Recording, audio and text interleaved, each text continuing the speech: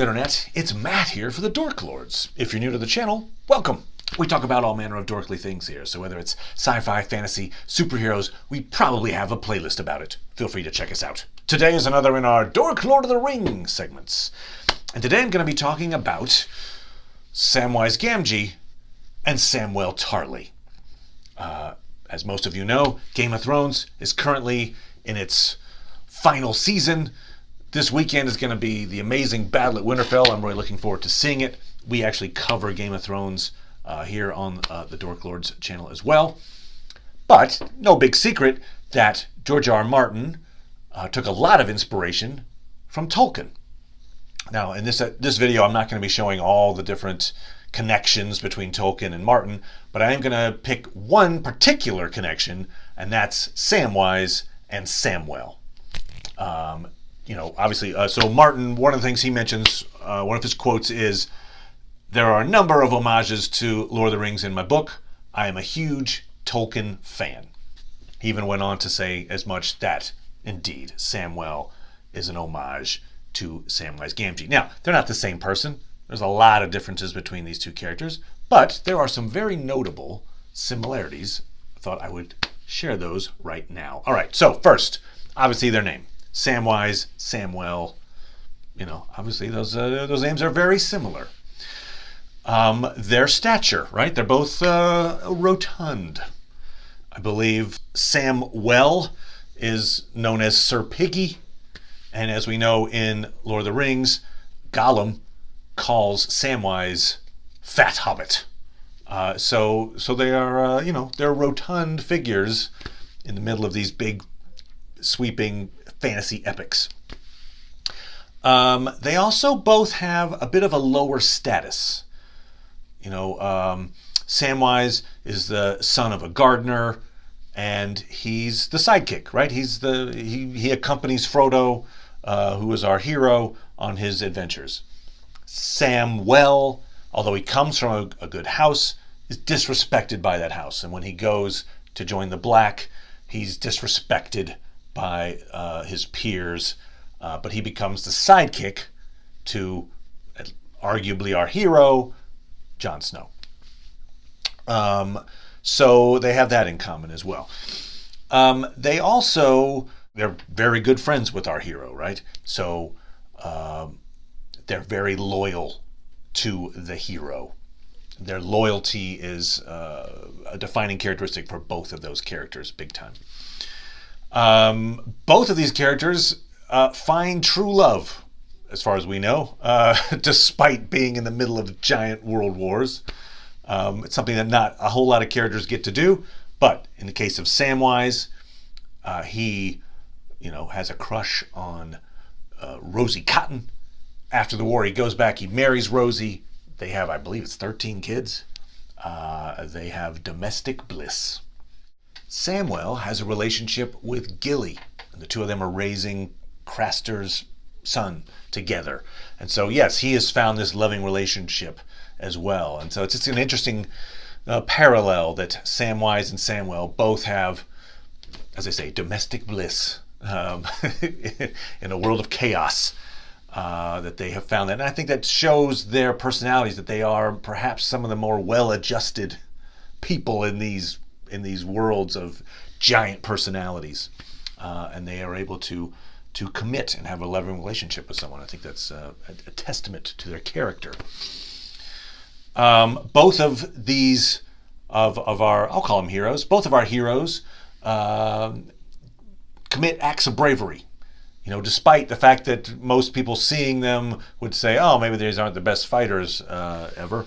Samwise defeats Shelob in a great fight.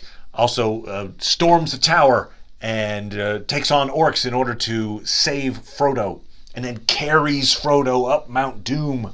I mean, he really puts himself on the line in a very heroic way. Samwell has put himself in harm's way several times throughout that story, and obviously, takes out a wight with dragon glass. One of the first people to figure that out. Wow, that's a big thing. So they both have these acts of physical heroism that belie their stature, perhaps. Also, they are both writers. Obviously, Samwell has gone to the Citadel to be a maester, and books and histories and such are all in his game. For Samwise, he's started off as a gardener, but by the end, when Frodo is going to the Grey Haven, so they've come back from the war, and now Frodo is going to the west.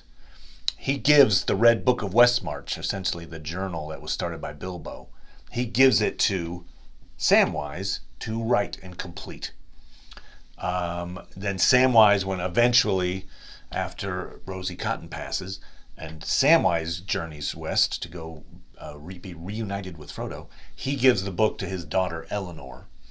And there is a section of the Red Book of Westmarch which is the adventures of Tom Bombadil. Now, we don't know for a fact that Sam wrote it. Could have been Eleanor. But the fact that he enjoys poetry and the fact that he met Tom Bombadil and actually has a first-hand account of those that person means to me that he's the one that wrote that. Much like Samwell, who is living these moments and is also a writer. So he's, as opposed to the maester sitting in the Citadel who have to be told secondhand what's going on, Samwell's living this stuff so he can chronicle it firsthand. So both of these individuals are writers and chroniclers of their adventures. An example of that with Samwise, I'm going to read this passage.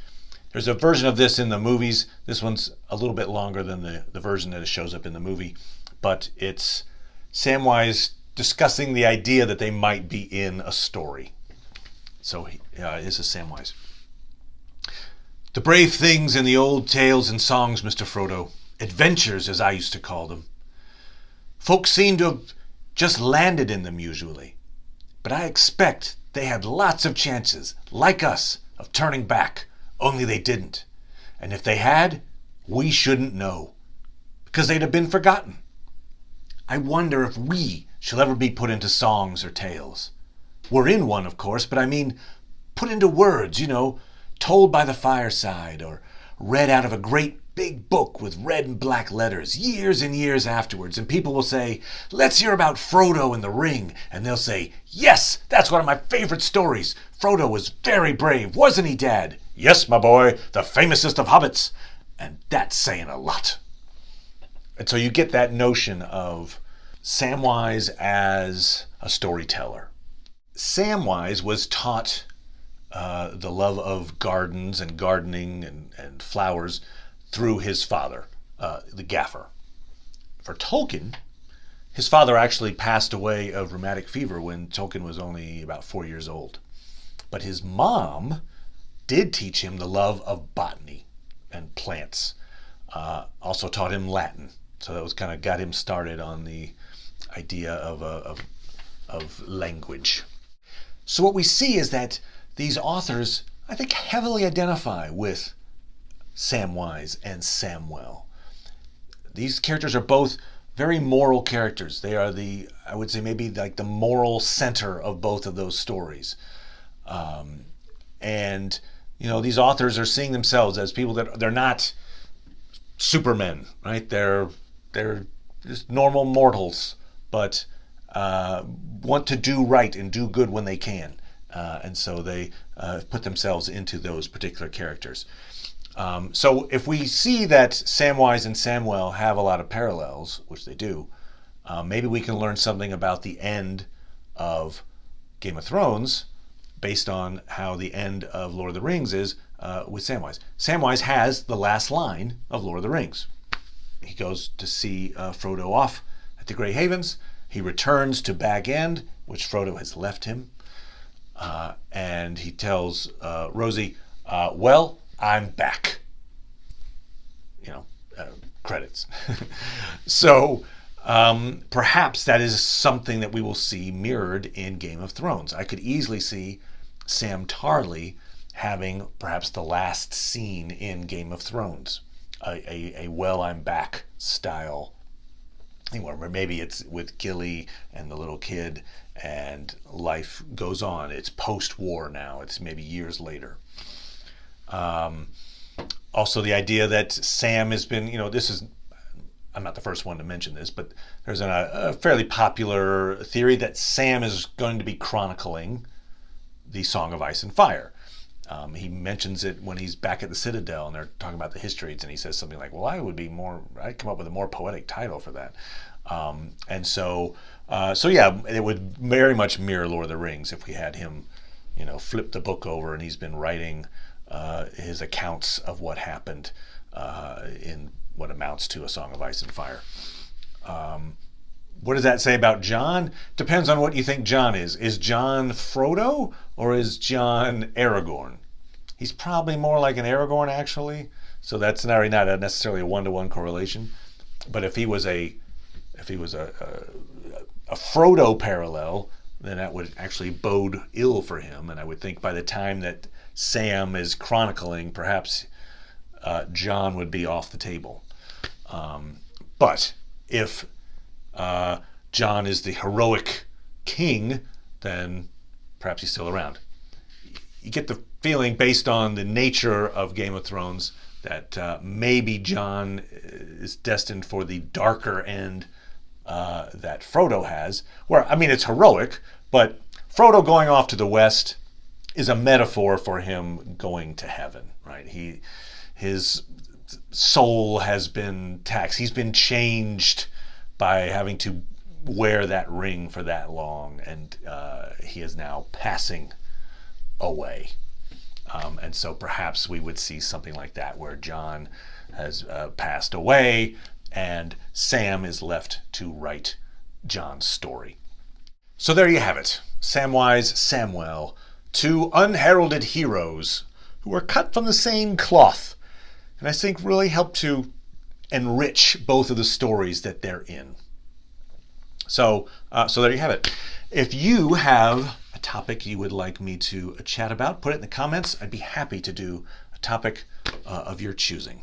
So thanks so much, everybody. Have a great weekend. We'll be back talking about Lord of the Rings and Game of Thrones next week. Bye, everybody.